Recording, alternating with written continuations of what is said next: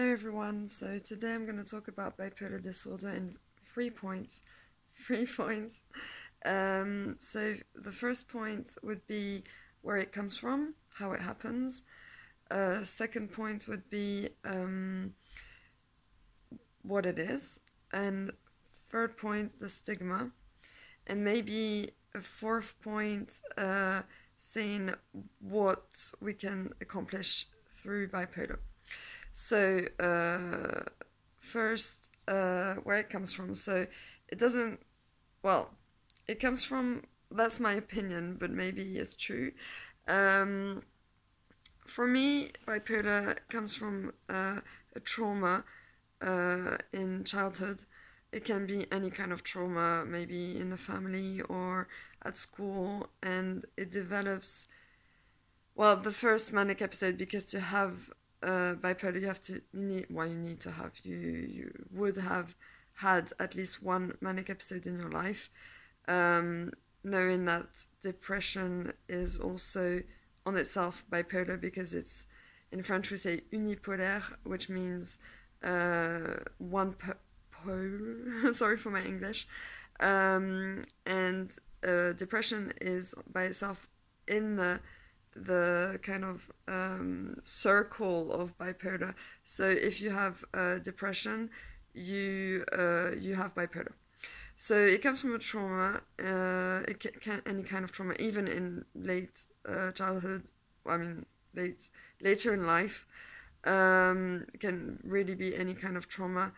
I just realized that around me in psychiatric hospital or elsewhere, people usually who have experienced horrible things in life, it can be really anything, usually develops mental illness. So it can also be any mental illness, but I know that bipolar is 3% of the population who suffers from bipolar.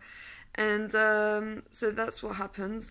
Usually around 20 years old, we hit the manic episode, and it can be also delirium. Yeah, so that's how it happens. I suffered from depression and anxiety throughout all my childhood, like even as a young child. And then I had a manic episode at age 20, and ever since I put on 50 kilos over the years. I lost all of those kilos, so sorry for my accent. And so I'm stabilized. I'm stable. At 30 years old, I know I don't look 30, but I'm 30 years old. And I'm happy now.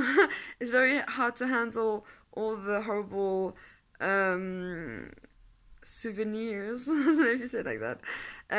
But it's just, it was and it is a nightmare. So second point,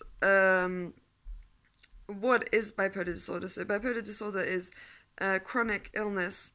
So if you don't know what it means, chronic, it means for life. So this illness is for life.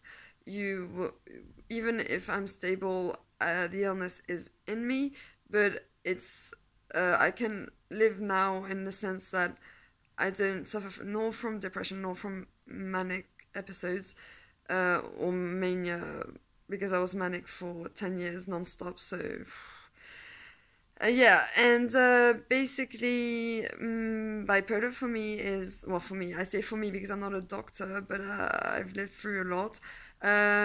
It's two poles, because in the word bipolar there's the word pole. So in the manic state, you are you're very quick in everything you do. Your thoughts race, you can't stop thinking, you talk to loads of people, you go out, you put yourself in danger, you take drugs or alcohol or cigarettes, or there's so many things.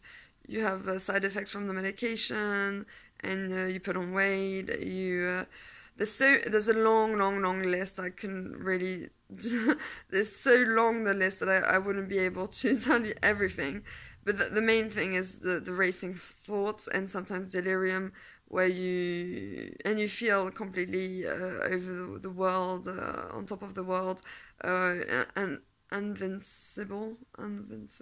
I think is that word.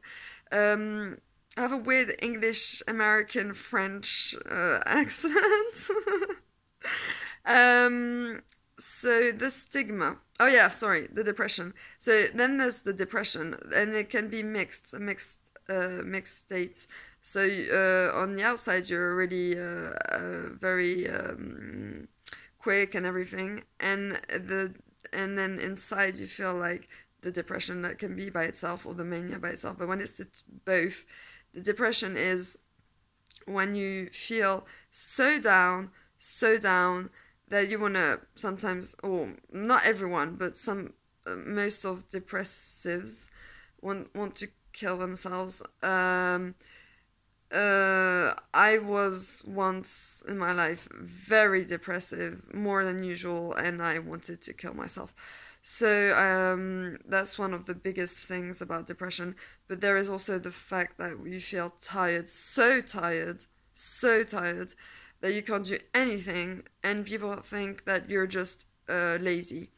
You feel useless, you lose your friends, your family sometimes pushes you away, and your friends too, and can you call them friends if they push you away, really?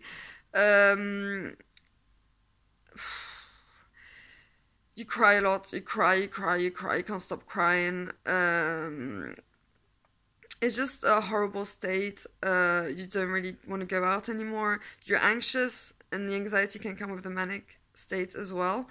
And you're so anxious that you have panic attacks where your heart beats fast and you can barely stand up, and you shake, and you just you feel like shit, basically. I'm sorry for the swear word, but you feel like shit. And the mix of the two, if you're manic and depressive, I went through that, and you want to die. You feel so alone, and yeah, it's hard. So about that, the stigma. Well, the stigma is people not understanding that you're sick because you don't have a wheelchair. You're valid and invalid at the same time. You seem valid, but you're so invalid because you can't do anything, and people tell you have to work, you have to pass your driving test, you have to do this, you have to do that, and you can't because you can't do anything, and people think that you're lazy, and people think this, and people think that, and blah blah blah, and blah blah blah. Oh, ugh. So you're like stuck into a vicious circle where you can't get out, and people keep judging you and talking about you and looking at you weird, and I can't stand those looks. I call it the look. And I just can't stand people judging all the time.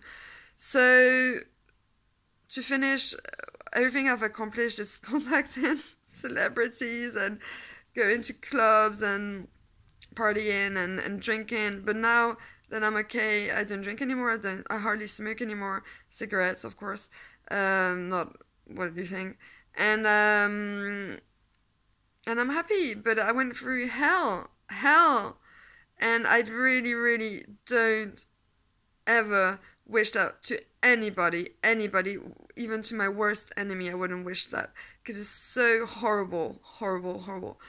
So I hope, yeah, and so I contacted so many celebrities, I can't even count.